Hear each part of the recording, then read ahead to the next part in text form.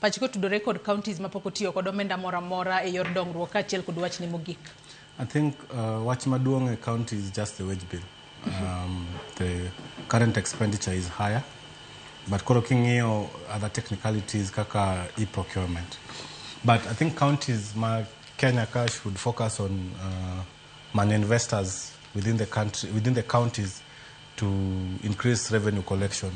King'iyo, most of our counties are consuming counties. Giregena counties, there are no industrialization counties go. Because I think governors kagi king'iyo gazette makawuono iwacho ni globe trotting. As much as globe trot, globe trot mondo gikel ne jopiny investment. By bringing investment, kibiro medo tax margi. Wach na mogik is that economy di maber.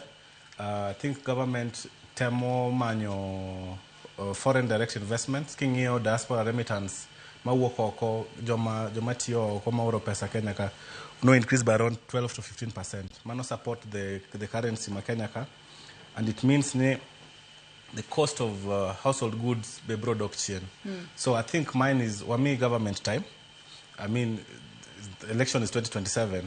We reduce politics. We focus on things which are important, which is the economy and the well-being of our people.